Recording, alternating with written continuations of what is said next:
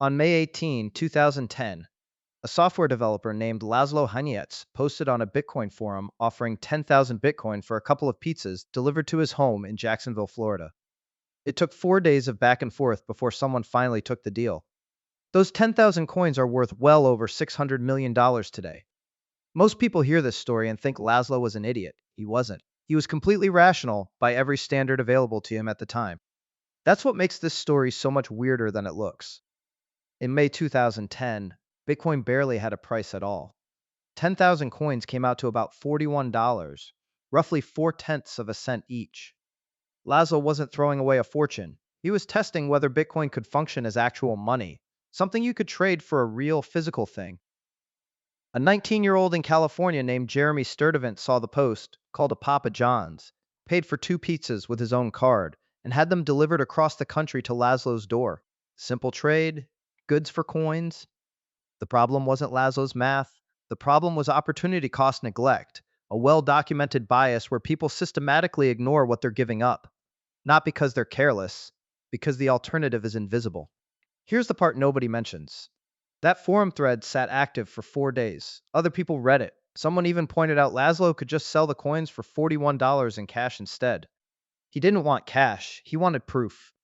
Nothing in that thread shows a rush of people trying to buy Bitcoin for themselves that week, even though it was trading for a fraction of a penny.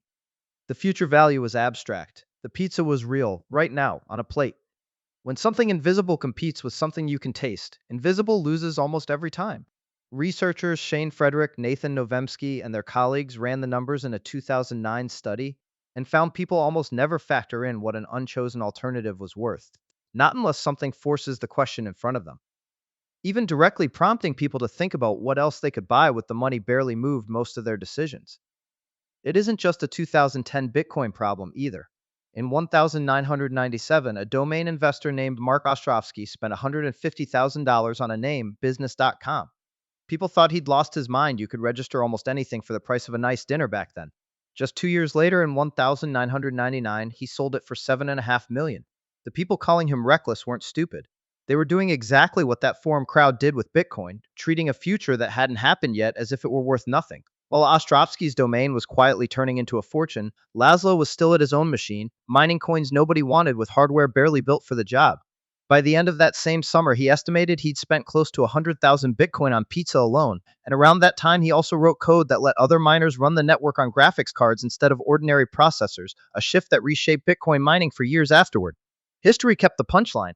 It mostly dropped the part where he was also one of the first developers Satoshi Nakamoto worked with directly. Laszlo never fully disappeared from the story.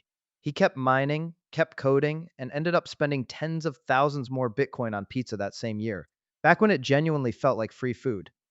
Ask him about it today and he'll tell you he doesn't lose sleep over it. He wanted to prove Bitcoin could buy something real, and it did. Jeremy, the one who actually placed the order and held those coins first, didn't keep them either. He spent them within the year on travel and ordinary purchases, back when Bitcoin was still trading for pennies. He said the trade felt fair on both sides at the time. Even with the small fees involved, he figured he could have converted the coins back to close to what he'd paid if he'd wanted to, and he never expected Bitcoin to collapse completely. He just had no way of knowing it would turn into anything like what it eventually became. That's not a lucky mistake. That's a reasoned bet that simply didn't pay off, the same bet almost everyone else in that forum thread was quietly making too. Neither man got rich, neither man ended up bitter. That alone should tell you something about how differently this story looks from the inside. Now picture a graphic designer named Layla. In 2011, she saw the Bitcoin pizza story and laughed it off, dismissed as toy money for hobbyists. She didn't think about it again until 2017, when Bitcoin was suddenly everywhere and the fear of missing out finally caught up with her. She bought in near the top in December, right before the peak. Within a year, she watched it fall nearly 80%, and in early 2018, she sold what was left, telling herself she'd learned her lesson. She hadn't. By January 2021, the coins she sold would have recovered to around $34,000 apiece. Layla isn't unusual. She's the template. Laughed it off, then chased it, then panicked, then regretted the chasing more than the laughing. Every step of her story has a name in behavioral finance. Opportunity cost neglect, regret aversion, myopic loss aversion. You've probably run a smaller version of this on something that mattered less. This didn't stop in 2010. Every few years, something shows up that looks small enough to ignore. A coin worth a fraction of a cent, a startup nobody's heard of, a technology that sounds more like a hobby than a business. Most of the time, dismissing it turns out to be the correct call. Most speculative bets go nowhere, and most jokes stay jokes. But the ones that don't get repeated forever, specifically because a handful of people got the timing right and everyone else gets to relive the forum thread they scrolled past.